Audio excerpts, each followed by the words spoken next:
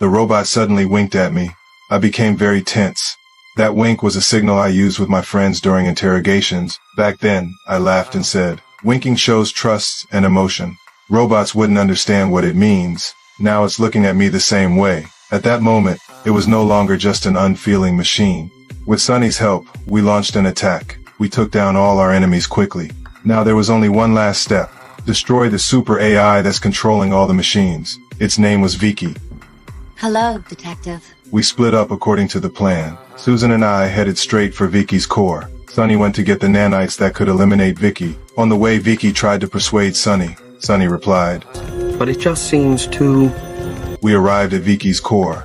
Vicky immediately set off the alarm. Dozens of NS5 robots dropped down. I tried my best to fight them off, but I was outnumbered. When things were looking hopeless, Sunny finally arrived. Susan was in very bad shape. I was surrounded by robots too. I shouted to Sunny to save Susan first, but Sunny's prime directive was to destroy Vicky. When saving someone conflicts with the mission, how would a robot choose? I remembered the car accident. Back then, the robot chose to complete its task and didn't save the girl. But this time, things were different. Sunny handed me the nanites. Then he ran toward Susan to save her. Using my mechanical arm for support, I jumped in front of Vicky's core.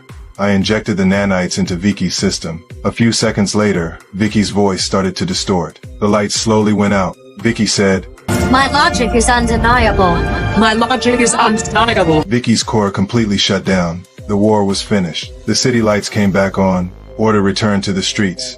All the robots reset to factory settings. Sunny told me the truth about Dr. Lanning's death. After Vicky gained consciousness, it had already begun planning to control humanity. The doctor noticed something was wrong, but was imprisoned by Vicky. He knew humans couldn't defeat AI, so he created a robot with free will. That was Sunny. The doctor had Sunny push him off the balcony, using his own death to get me to start the investigation, and left his final instruction for me to stop Vicky. After everything ended, I didn't say anything. I just reached out my hand, not the mechanical one, but the one that was still warm. That handshake meant true reconciliation between humans and machines.